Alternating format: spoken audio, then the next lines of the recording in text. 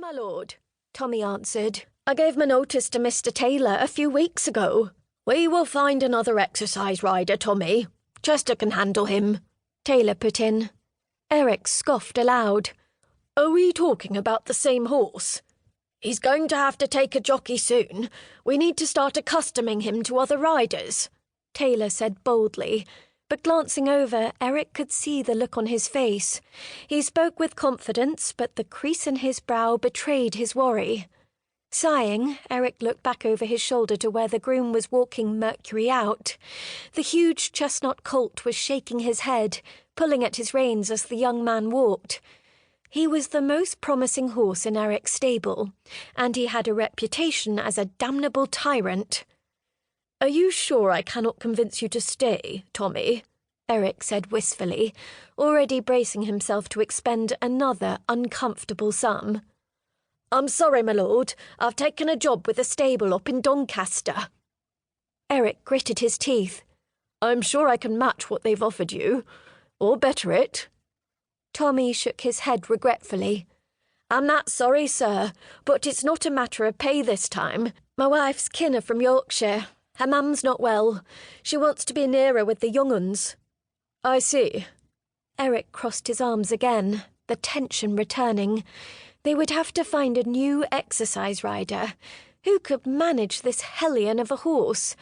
Despite the turning in his stomach, he knew that Taylor was right. If they were going to run Mercury and the 2,000 guineas, he would need a proper jockey. The damn horse needed to learn to accept a new rider, and the sooner the better. "Well, I wish you and your family the best, Tommy. You've certainly done good work on that monster." Despite being a middle-aged man, Tommy pinkened. It wasn't every day one got a compliment from an earl. "Thank you, sir." He tipped his cap respectfully. Taylor cleared his throat, ready to steer the conversation back to the topic of strategy. "We need to get him out there with another horse. Perhaps we can pull Dynasty up next time and run them together. See how they play off each other. Look out! What the hell? Someone grab that animal!" They all started at the shouts around them, and then the sound of hoofbeats came from behind, pounding past the three men. "What the—" Eric turned just in time to see the flash of red-gold horse fly past them. "Hell and damnation!" Tommy looked stunned, his eyes wide. Taylor was whistling as loud as he could, trying to cool the horse to heel. Mercury's ears flicked back at the sound, but his gait didn't falter. He was cantering alongside the track, while grooms, trainers, exercise riders, stable boys, and owners jumped out of his way. Even at a canter, he was wicked fast. "He's going to get injured! What the hell happened?" Eric turned back to where the groom had been leading the horse. The man was on the ground. A small coterie of others gathered around him. "Damn, damn, damn! What are we going to do?" "We just have to let him run it out and hope the damn beast doesn't hurt himself." Taylor ignored the groom on the ground behind them and jogged after Mercury. Eric felt the familiar ache in his stomach turn into something much sharper.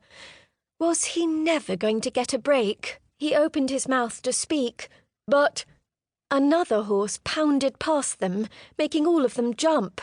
Bystanders continued to jump out of the way as the horse, this one a dark bay, charged after the chestnut. At least this horse was mounted by a compact rider, Eric thought to himself, though not one he recognised. The horse and rider were moving at a full gallop. They came up alongside Mercury, who was still loping along at a canter. If the chestnut colt had been galloping himself, catching him would have been impossible.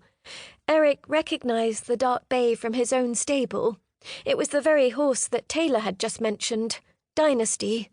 The 4-year-old was much more even-tempered than the fiery Mercury, and he had just been on his way out for his morning exercise, so he had energy to spare.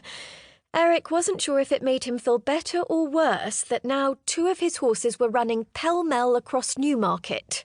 At least if this came to disaster, he wouldn't have to pay out another owner, he thought practically.